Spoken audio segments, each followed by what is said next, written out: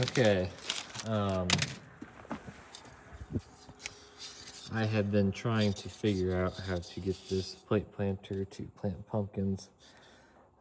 Here we have a B1716. So this is, I can't tell you what it is exactly, but it's a flat corn seed plate. I have tried working with some sorghum plates. This one's broken, so it's kind of a natural candidate for cutting out. The cutouts worked-ish. On these B1716 plates. Ground that one out. It's the shape of the grinding wheel. Use this Milo plate with the filler ring. The problem with this one was that it would not capture the seed and hold it in there. They just ride on top. So I additionally ground that outer ring down, and then in the process of just doing stuff, I broke this. So these are all junk, but this one has been the trial and error. This is the one that has clicked. So the problem I was having was the seeds are wanting to bunch up on end in these plates, and then this deflector just tears the hell out of them. So these are some of my test seeds here, and this all may change once I load this up with a bunch of seeds. So we're gonna put some test seeds here in the plate. Let's put the, just have this resting here, and I'm going to spin this by hand, and you can see how these load in that flat sail plate a lot better. And now additionally, this deflector I have shaved down. Oops. And there's a knocker wheel in here. I can show you what I've done on that, but that is, it's not in there. So don't need it. Oops, see, here we hear some chewing. That's okay. You see how these pumpkin seeds lay flat in those cells? That's what we're wanting. Because eventually I can close off more cells and put the gearing and get this thing to spin slower and drop fewer seeds. As of right now, we're just trying to figure out how to get it to drop seeds and not chew the heck out of the seeds. So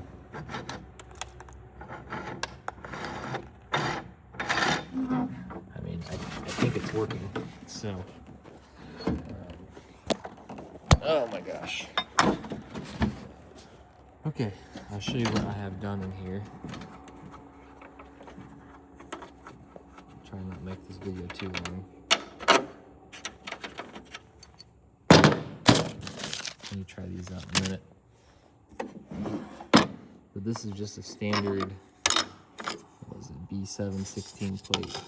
I think these flat cell plates, or flat corn seed plates, are the way to go, because those seeds, I think they want to land sideways here. They do not want to lay flat. So these seeds seem happier like this than they do like this. It just, I can't tell you why. It's just how they are. So I've been playing with this for a couple days now.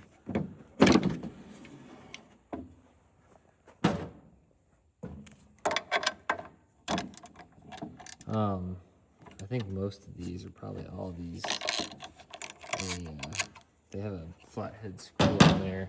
Those strip out, so I'd say just go ahead and put a bolt on there. I don't know if I can put this back together one-handed, but we will try.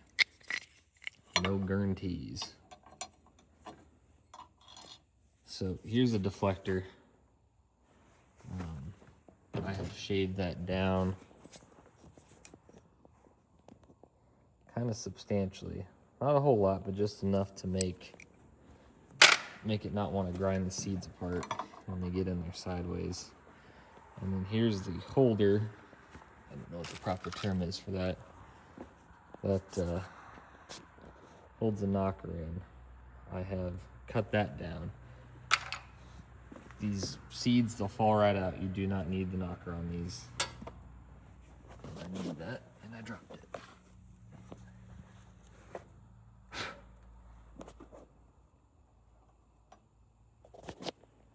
So these are kind of a bear to put in sometimes. I do not know if I can do this one-handed.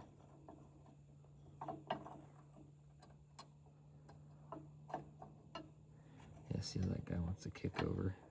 I'm gonna set that down for a second. Hang on, peoples.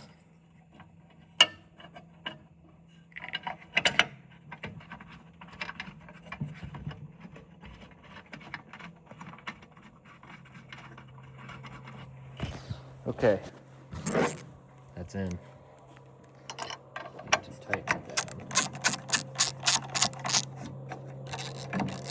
Make sure this black cover is kicked over. In case you're wondering, this is not supposed to have a cut in it, but the bolt that was in there was seized in there.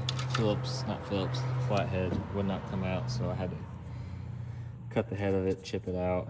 And luckily, I was able to grab that stud with a pair of vice grips and work it out. Just double check that, it's tight. So, this kind of hits on there, but it's okay. Okay, seed plate.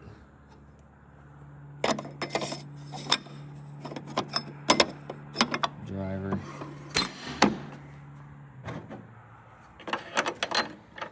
And the reason I'm sharing this is because it looks like online they sell pumpkin plates and blanks and all sorts of crap, and I didn't want to pay what they're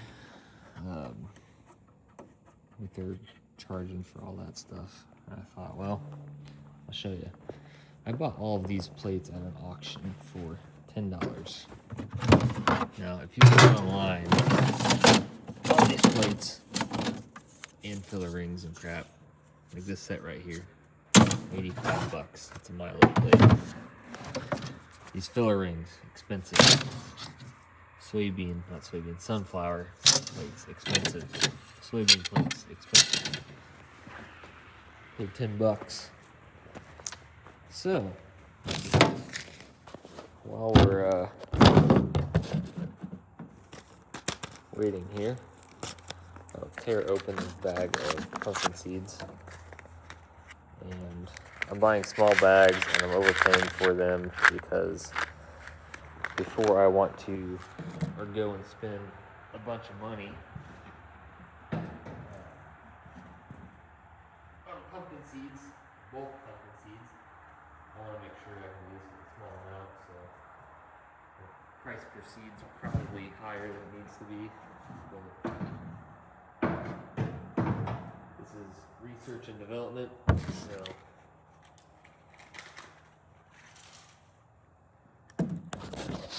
we can afford to play with a little bit. Okay, slight technical difficulties on the camera. So what I wonder is going to happen here is, are all of these going to bunch up and start splitting? I don't know.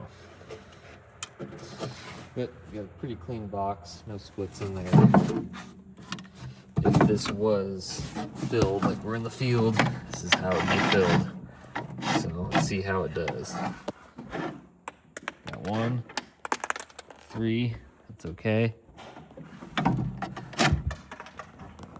See how they're all bunching up. But we're really not splitting them. And that was the biggest problem that I had previously, was splitting the hell out of seeds.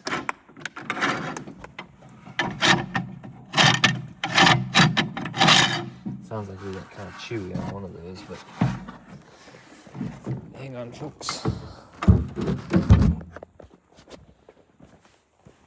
But some of these were already pre-split, but it looks like we got one pretty good split. So that's a larger seed. And these smaller ones here are all the bag that I just opened. So, the ones that have only been through the planter once, which seem to be smaller seeds, I think we've fared pretty well. These guys are all beat up because I have, well, I've done my test seeds, and they're about at the end of their lifespan. But with all the recent ones we put in here, I mean, this one looks the worst, and it's barely chipped on the end, so I'd still consider that a viable seed. So the next step now would be to, I don't know, load the planter up, run it like it is, try and gear this down. So I gotta think about this sometimes. One rotation. I think I'd want small gear. The smallest gear I can here on the driver, and the largest gear I can here on the driven shaft. And that will gear it down or spin the planters or the row units slower. Kind of figure out where the spacing is, the population it's setting at, and then from there go ahead and start JB welding some of these guys shut, and then sand them down, make everything smooth to try and get the desired population. So I've heard anything from 3 to 6 foot apart for your drill distance, but I have a little more research to do. But from all the screwing around I did with those plates and grinding stuff and melting plastic and burning my fingers, these flat corn cell plates have been the best things I've come up with so far.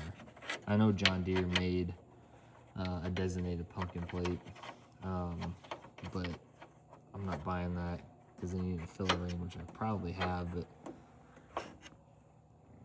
But the more I thought about it, the more that this makes sense, because like I said, man, these things are toast. Especially on this sorter plate, what was happening was all of these seeds would bunch up.